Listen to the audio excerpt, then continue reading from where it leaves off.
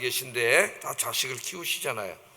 자식이 하나 있다고 한번 생각을 해보세요. 그러면 그 자식에 대해서 얼마나 큰 기대를 갖겠습니까? 자식을 사랑할 뿐만 아니라 큰 기대를 갖겠죠. 그래서 막 정말 금지 오기업 그냥 온갖 정성을 다해서 그 아이를 키우지 않겠습니까? 우리나라 이제 부모님들이 돈 벌어 가지고 대부분 자식 교육시키는 데다가 다 쓴다 그래요.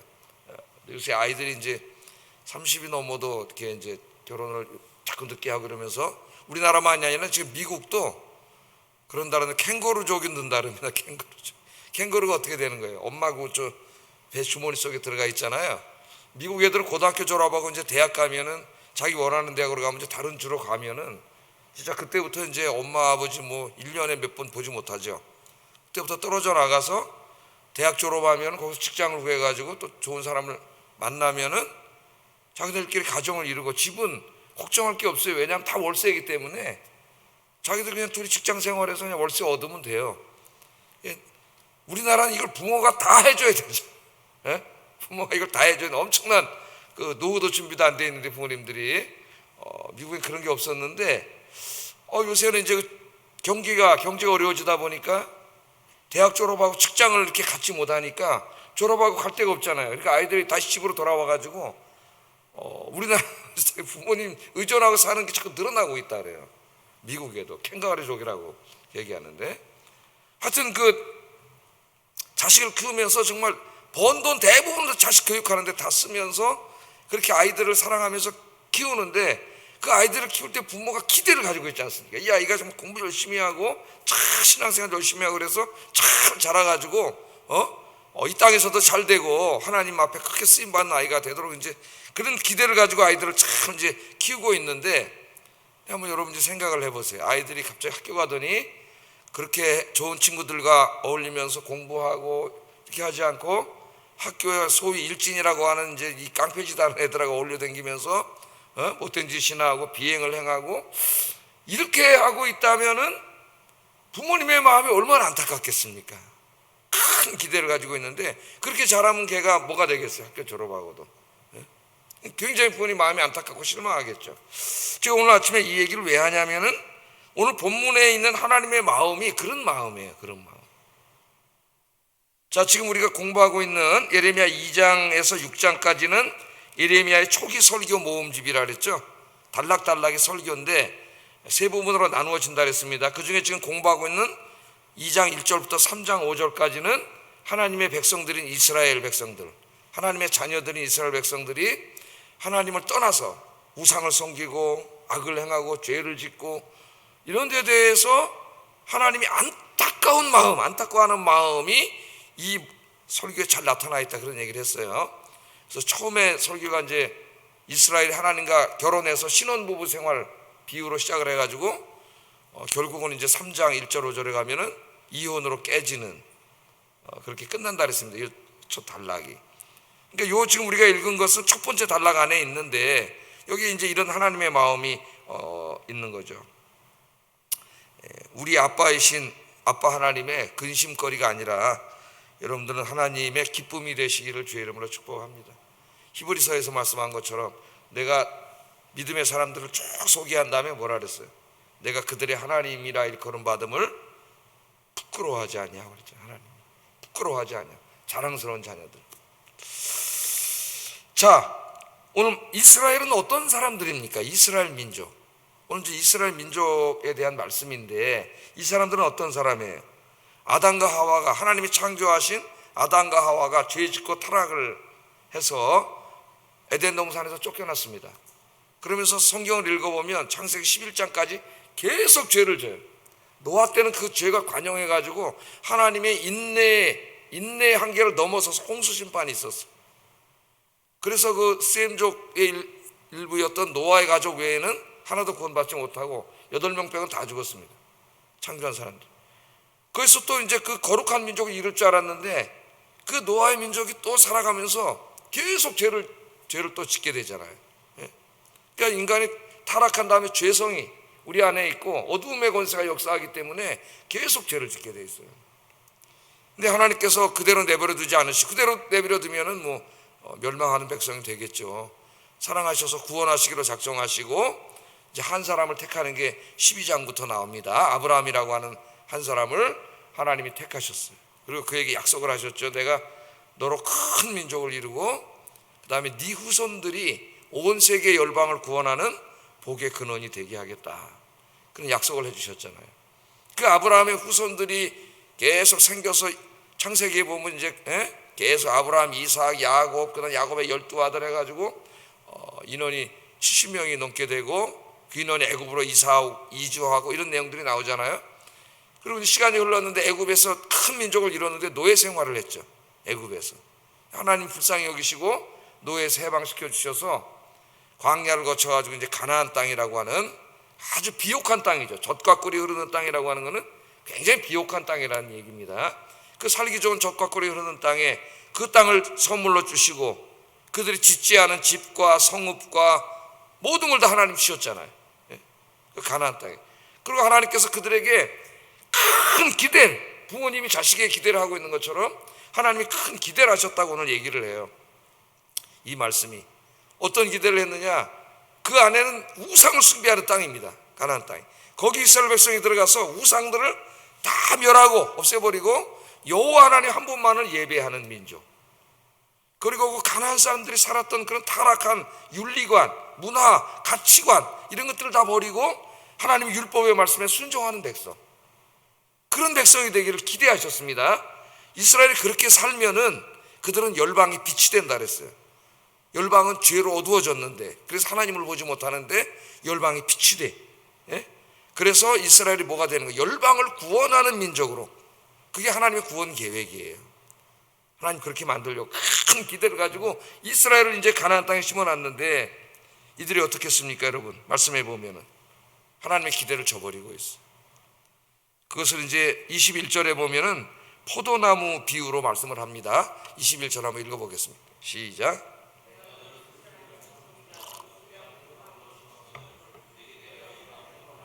악한 가지가 되면 어찌미냐 그렇게 말을 해요. 자, 포도나무, 여기 농부는 하나님이시고 포도나무는 이스라엘 백성인데 농부가 여러분 이제 포도원을 하나 만들어 가지고 거기 포도나무를 심을 때에 오늘 이 농부는 어떤 포도나무를 심었어요? 순전한 참종자 곧 귀한 포도나무를 심었다.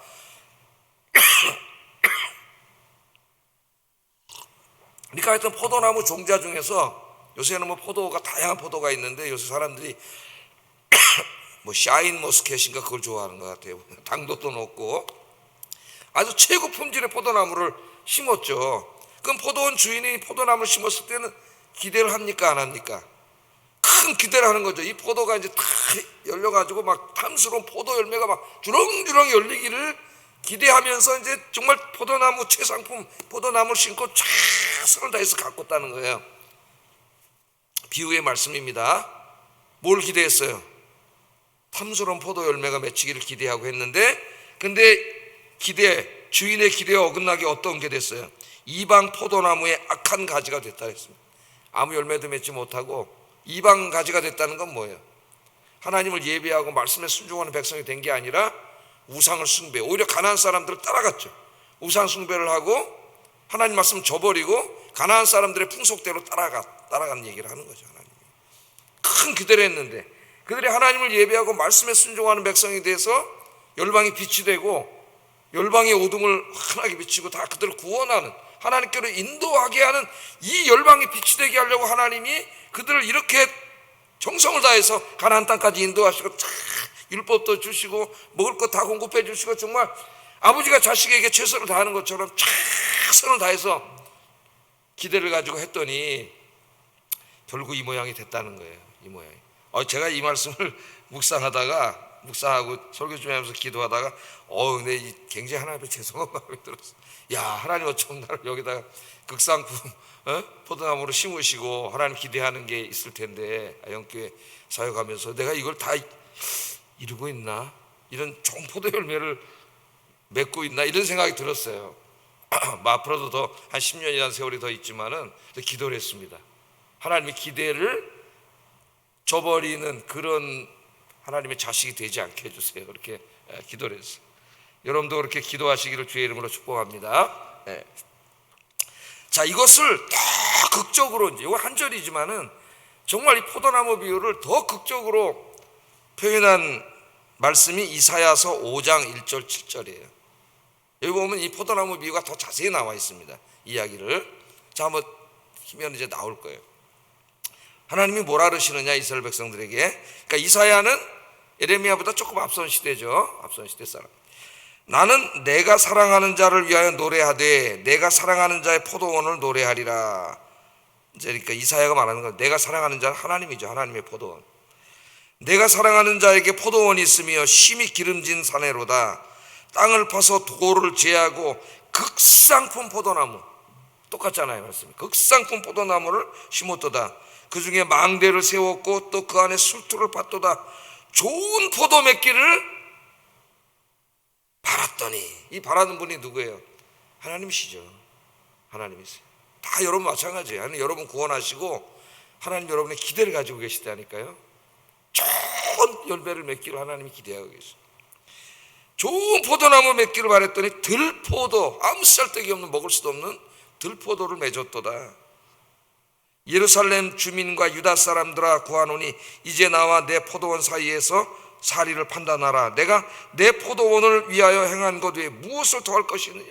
하나님이 최선을 다해서 하셨다. 더 이상 할 것이 없을 정도로 우리를 사랑하시고 하나님 최선을 다하셨는데 고작 너의 인생에 이제까지 살아오면서 맺은 열매가 들포도냐. 여러분 어떻습니까? 여러분 참포도 인생입니까? 들포도 인생입니까? 오늘 이제 새해를 맞이하면서 우리가 한번 자기 인생을 오늘 기도하면서 한번 되돌아보세요. 하나님이 나를 구원하시고 정말 최선을 다해서 나를 키워주시고 이렇게 보살펴 주셨는데 나는 하나님이 기뻐하시는 그런 삶의 열매, 인격의 열매, 신앙의 열매, 사역의 열매를 맺고 있는가?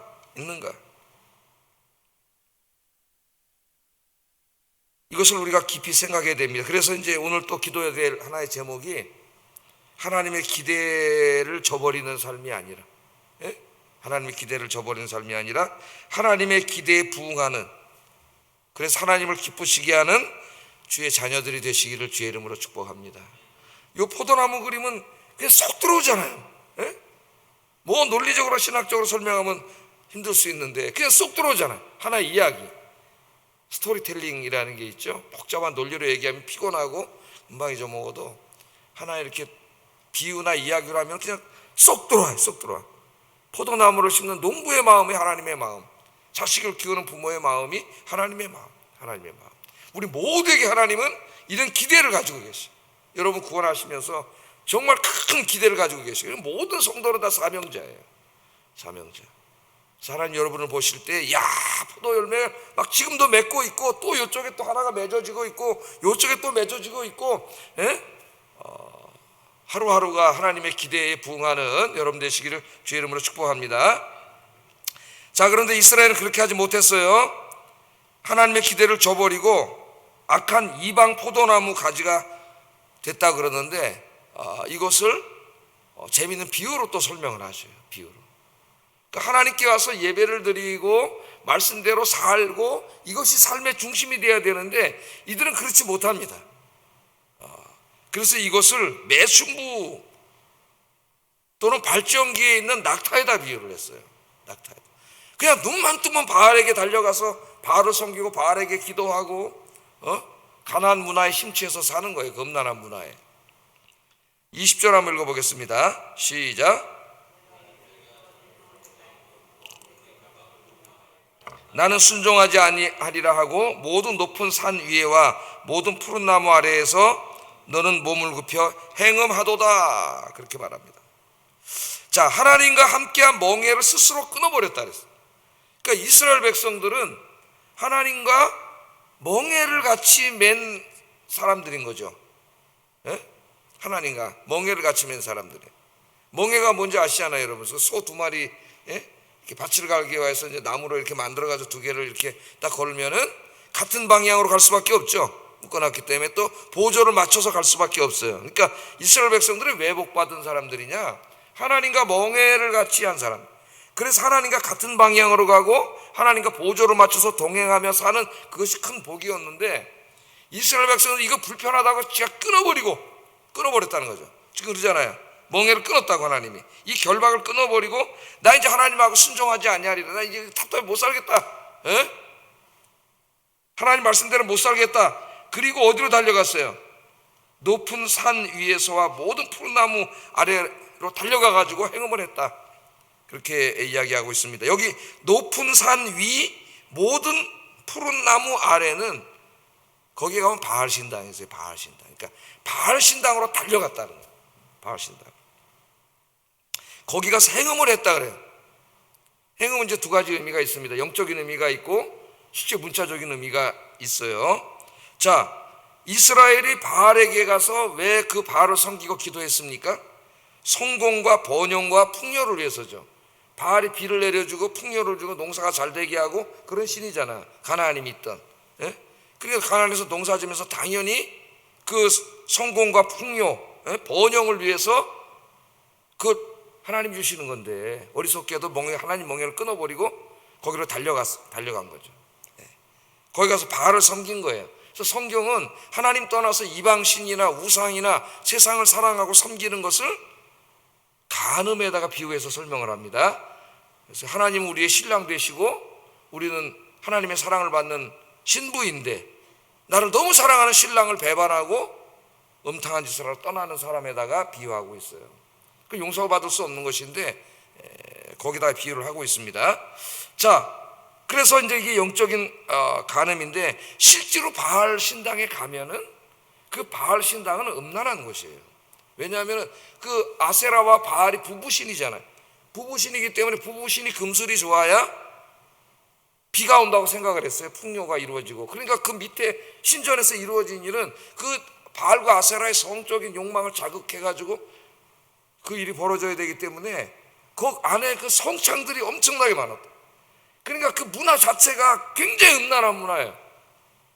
그러니까 오늘 21세기 문화랑 똑같아요. 21세기 문화에 음란한 문화잖아요. 예? 음란이 핸드폰 안에까지 쳐들어와 있는데 여러분 주머니 안에까지 21세기 그 음란한 문화, 그러니까 타락한 인간의 몸으로 영적으로도 풍요와 번영과 성공 이걸 바알이 준다 그러니까 거기 달려가서 절하고 기도하고 하나님을 버리고 뿐만 아니라 거기 가면 육체적인 욕망, 성적인 쾌락에 대한 육체적인 욕망이 막 끌어오르는데 거기 가면 그게 만족이 되는데 가나안은 그게 무슨 잘못이 아니에요. 도덕적으로 타락한 게 아니에요. 가나안 문화에서는 그냥 가나안 사람들의 삶의 방식이에요. 모두가 그렇게 살아.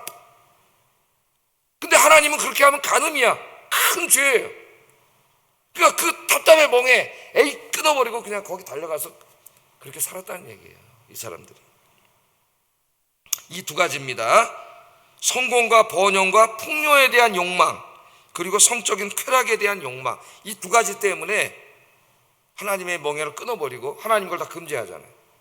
거기 달려간 거예요. 이 사람들이. 그걸 만족시키기 위해서. 그러니까 이 말씀을 하시면서 이 두 가지 욕망에 사람이 사로잡히면은 이것을 스스로의 힘으로 통제할 수가 없다 그래요. 통제할 수가 없어요. 그러니까 성공과 번영, 예? 풍요, 이거에 욕망이 있잖아요. 그 다음에 이 성적인 쾌락에 대한 욕망, 이것에 사로잡히면 이걸 스스로의 힘으로 통제할 수가 없어요. 이 욕망이 얼마나 센 건지. 오늘도 많은 사람들이 욕망에 사로잡혀서 하나님보다 세상으로 가고 있습니다. 자, 그래서 그걸 뭐에다 비유했냐면은 이 발전기의 암낙타에다가 비유를 했어요. 23절 24절 한번 읽어보겠습니다. 시작.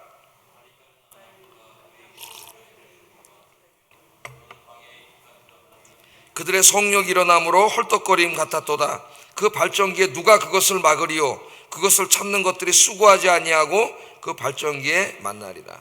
암낙타, 이제 동물들 여러분 다 아는데 우리 꼬마새가 나와 있는데 그 이제 새끼도 나고 이제 종족 번식도 해야 되고 그러니까 이제 그 본능에서 발전기가 있잖아요. 그 동물들의. 그 암낙타의 발전기에는 난 낙타는 잘 모르지만 오늘 말씀을 보니까 이 이제 그 발전기가 되면 이 암낙타가 미친 듯이 이제 이 욕망이 생겨가지고 수컷을 찾아 뛰어다니는 것 같습니다. 예? 오늘 그 모습이 나오잖아요. 헐떡거리면서 막 뛰어다녀. 그래서 수컷들이 암컷을 만나는 게 어렵지 않다래요. 암컷들이 여기 막 낙타는 막 그러고 다니기 때문에. 그럼 그 발전기에는 그 암낙타가 수컷을 찾아 뛰어다니는 그 욕망에 사로잡힌 것을 아무도 막을 수가 없으니까 본능이기 때문에 그 뛰어다니면서 그 일을 한다는 거예요. 자, 이것과 마찬가지라는 겁니다. 성공, 풍요, 번영이라는 욕망에 사로잡힌 자, 이 성의 욕망에 사로잡힌 자, 그 욕망이 지배를 하면은 그거는 그 발전기인데 암낙타랑 똑같은 상태가 된다는 거예요. 그 다음부터는 욕망을 채우기 위해서 바알이든 아세라든 하나님 떠나서 정신없이 세상으로 달려다닌다는 거예요. 야, 너무 기가 막힌 말씀 아닙니까? 오늘 21세기에 이 시대를 살아가는 우리들의 모습을 그대로 보여줘요. 이 죄악의 문화를. 여기에 사로잡힌 자들 보세요. 뭐 뉴스나 뭐 우리가 다 말을 할 수가 없죠. 여러분이 더 잘 알죠, 저보다. 이 욕망이 주체할 수가 없어요. 그래서 기가 막힌 말을 또 하시면 이걸 얼마나 뛰어댕겼는지 이 욕망을 추구하려고 신발이 다 달아서 해줬다. 신발이 달아서 다 해줬고 너무 막 뛰어댕겨가지고 갈증에 시달렸다 그래요. 그런 말씀을 해요. 25절 한번 읽어보겠습니다. 시작. 내 발을 제어하여 벗은 발이 되게 하지 말며 목을 가라게 하지 말라 하였으나 오직 너는 말하기를 아니라 이는 헛된 말이라 내가 이방신들을 사랑하였은즉 그를 따라 가겠도다. 이방신들을 사랑한다든지 세상을 사랑해, 성공과 물질과 번영을 사랑해, 이런 욕망과 쾌락을 사랑해, 나는 그리로 가리라. 근데 하나님이 보니까 얼마나 뛰어다니는지 신발이 다 떨어졌어요. 그걸로 얼마나 뛰어다녔는지 그냥 갈증이 날 정도가 됐단 말이에요. 그렇게 하지 말라는 거죠. 하나님이 그 정도로 바쁘게 사람들이 그 두 가지 욕망을 추구하면서 뛰어다니는 아주 통찰력 있는 설교 아닙니까? 비유로 쏙 들어오게 하는 설교예요.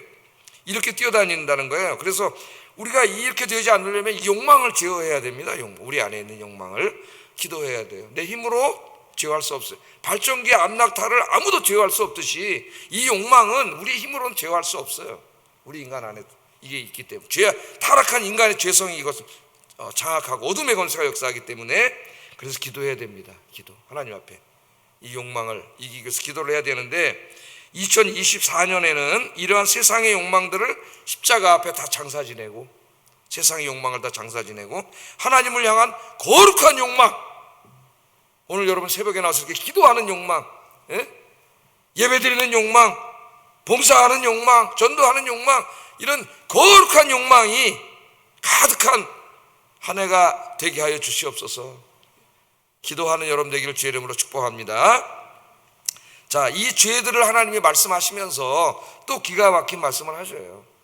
29분이라서 이제 빨리 끝내야 되는데, 자, 22절 한번 읽어 마지막으로 시작.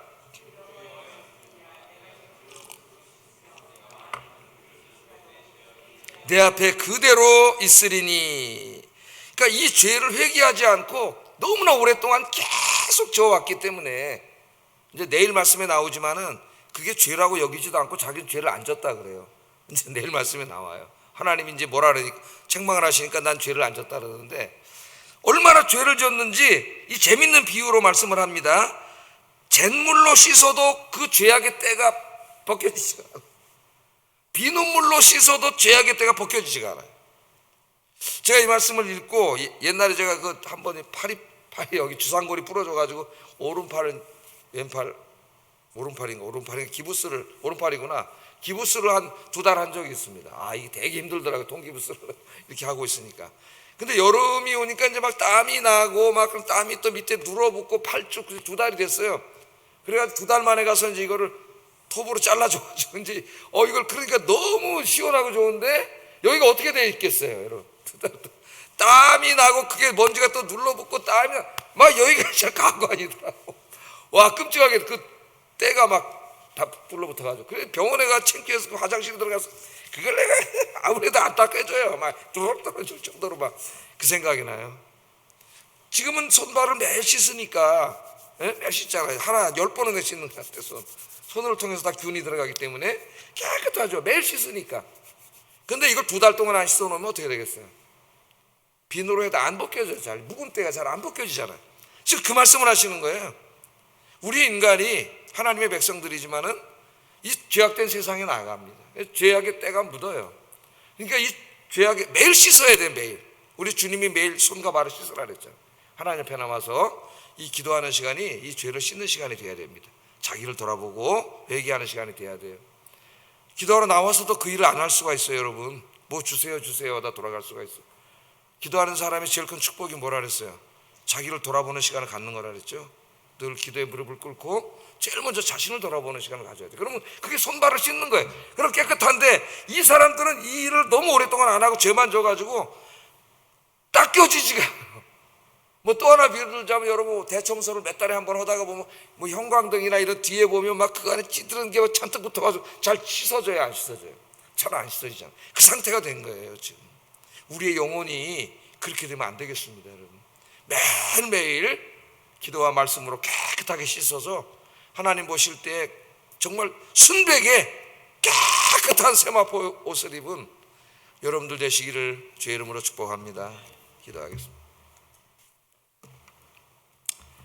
자, 기도하겠어요. 성공과 번영과 풍요에 대한 욕망, 그 다음에 성적인 쾌락의 욕망에 사로잡히지 말고 하나님을 향한 거룩한 욕망이 가득한 삶이 되게 해주세요. 거룩한 욕망, 열망이라고 할 수가 있겠죠. 두 번째, 하나님의 기대에 부응하여 영육간에 거룩하고 의로운 삶을 살게 하시고 열방이 빛이 되게 하여 주시옵소서. 하나님 큰 기대를 가지고 계십니다, 우리에게. 세 번째, 매일 나의 기도 시간에 하루 동안 지은 모든 죄악의 얼룩들을 매일 깨끗하게 씻는 시간이 되어서 하나님 앞에 점도 없고 흠도 없는 삶이 되게 하소서. 오늘 설교한 내용인데 보고 기도하셔도 됩니다. 하나하나를.